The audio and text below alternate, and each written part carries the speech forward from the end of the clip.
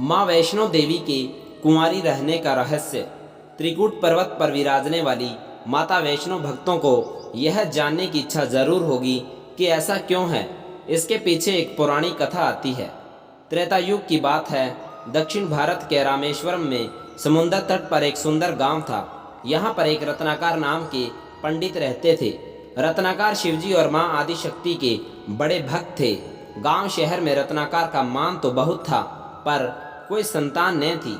रत्नाकर की पत्नी हमेशा माँ आदिशक्ति से संतान की गुहार लगाती रहती थी।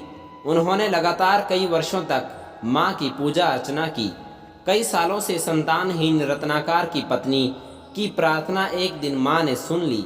वह गर्भवती हुई तो एक रात रत्नाकर के सपने में एक बालिका ने आकर कहा, मैं तुम्हारे घर आ रही हूँ, पर एक शर्त पर, मैं जो कुछ करना चाहूँ रोकोगे नहीं। सिद्ध पंडित रत्नाकर को यह आभास हो गया कि माँ आदिशक्ति के सतरज और तम को दिखाने वाले तीन रूप सरस्वती, महालक्ष्मी और महादुर्गा ने मिलकर ही इस कन्या का रूप लिया है। नियत समय पर इस दिव्य कन्या का जन्म हुआ। रत्नाकर को यह भी पता चल गया था कि यह कन्या माँ आदिशक्ति ने धर्म की रक्षा के लिए ही प्रकट की है। रत्नाकर उसी भाव से कन्या का लालन पालन करने लगे। तीनों महाशक्तियों के मिलन के उस स्वरूप को उन्होंने त्रिकूटा नाम दिया। त्रिकूटा का स्वभाव जन्म से ही अनूठा था। बचपन से ही वह पूजा पाठ और धार्मिक कार्यक्रमों को देखकर प्रसन्न होती थी। अभी 10वां साल शुरू भी नहीं हुआ था कि त्रिकूटा को यह पता चल गया था कि भगवान विष्णु ने भगवान श्री राम के रूप में धरती पर अवतार ले लिया है। त्रिकूटा ने यह व्रत लिया कि वह भगवान श्री राम से ही विवाह करेगी, अन्यथा आजीवन अविवाहित रहेगी। त्रिकूटा ने अपने पिता से कहा कि वह रामेश्वर के तट पर रहकर तपस्या करना चाहती है। शर्त के मुताबिक रत्नाकर ने उसे नहीं रोका। 10 वर्ष की उम्र से ही त्रिकूटा समुद्र तट पर एक कुटी बनाकर रहने लगी। वह भगवान श्री राम को पति मानकर उनको पाने के लिए कठोर तप करने लगी। इसी तरह घोर तप करते त्रिकूटा को बहुत वर्ष बीत गए। सीता हरण के बाद भगवान श्री राम लक्ष्मण के साथ दल बदल लेकर सीता की खोज करते हुए रामेश्वर पहुँचे। श्री राम को पुल बांधने तक यहीं ठहरना था। भगवान एक दिन विचरण कर रहे थे, तभी समुद्र तट पर एक तेजस्विनी ध्यान मगन कन्या को देखकर बहुत चकित हुए। उस कन्या की ओज और आभा से वह स्थान अलग ही रोशनी से प्रकाशित हो रहा था।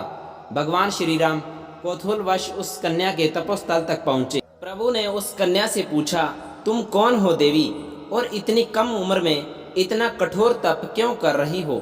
ऐसी क्या अभिलाषा है जिसके लिए ऐसा घोर तप करने को विवश हो? कन्या ने भगवान को विनय पूर्वक प्रणाम करके अपना परिचय पंडित रत्नाकर की पुत्री त्रिकूटा के रूप में दिया। फिर अपनी प्रतिज्ञा बताई।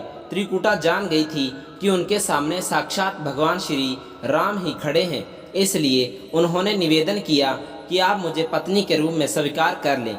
इस पर भगवान श्री राम ने कहा, यह संभव नहीं है। मैं एक पत्नी के साथ रहने का संकल्प से बंधा हूँ। अपनी पत्नी की अपहर्ता को दंड देने के लिए यहाँ तक सेना सहित आया हूँ। त्रिकूटा को यह सुनकर आघात पहुँचा। उन्होंने अपने कठोर तप का वास्ता दिया और भगवान से विवाह करने की पुण्य याचना की। त्रिकूटा ने कहा, प्रभु, क्या मेरा यह तप व्यर्थ ही गया? मेरे तप में वह शक्ति नहीं कि आपको प्राप्त कर सकूं। मेरा तप अभी कम है, तो मैं इसे और कठोर करूंगी और तब तक जारी रखूंगी जब तक मेरी अभिलाषा पूरी नहीं हो जाती।